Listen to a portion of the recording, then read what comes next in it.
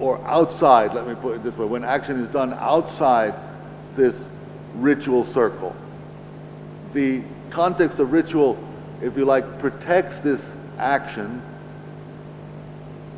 from the uncertainties of the everyday world, from the uncertainties of action performed out there in the marketplace, in the street. By drawing this so-called magic circle around our actions, we can shield our actions from these kinds of uncertainties, and we can use this protection of the ritual circle, so to speak, the ritual context, we can use that protection in order to perform these ritual activities without obstacles, without impediments.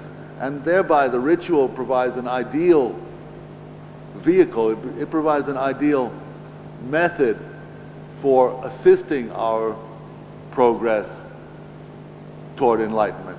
Now, I ought to say, obviously, our enlightenment, our progress along the path to enlightenment has to be tested sometime in the real world.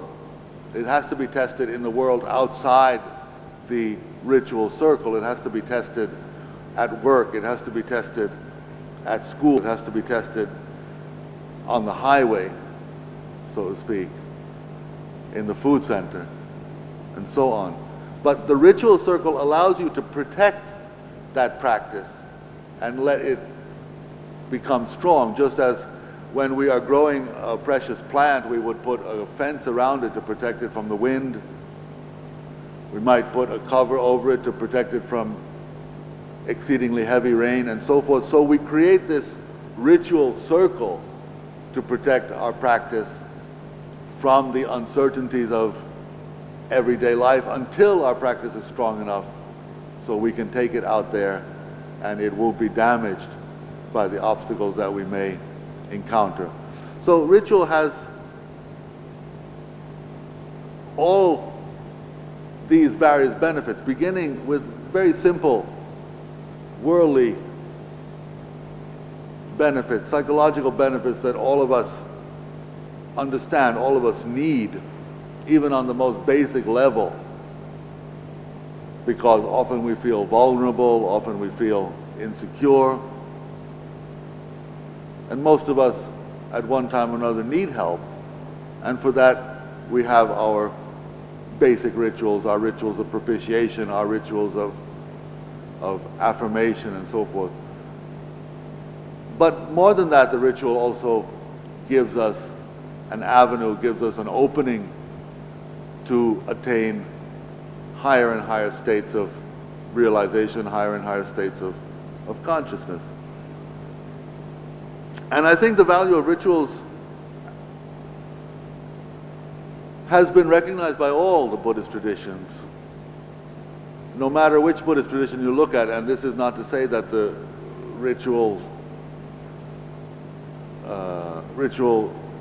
practice of the Vajrayana is not perhaps the most elaborate of all the Buddhist traditions, but even those traditions which sometimes are thought of as being without rituals, if you examine them closely, if you look at them objectively, you'll find they also do make use of many rituals. Perhaps not as many as the Vajrayana, but they also do make use of rituals, and for one reason, because rituals have been shown to be beneficial, have been shown to be helpful in the cultivation of positive attitudes, in the cultivation of the path toward liberation.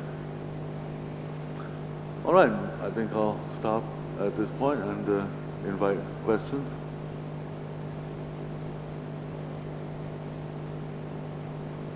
Yes, we have about half an hour of question answers. So, any one of us on the floor, if you got any question, please raise up. Anybody here? I have a question here. Does spiritual ritual connected with superstition? Well, I have a. Hello. Yes. The question was: is spiritual ritual connected with superstition? Was that the question? Yes. Right. Superstition is one of these words that we that people like to use to beat things with, you know. I mean, so if something, what exactly is superstition? You know, I mean, one man's superstition is another man's belief. What the universe, the world is created by our minds. What we believe has a certain reality. By the fact that we believe it, we make it real.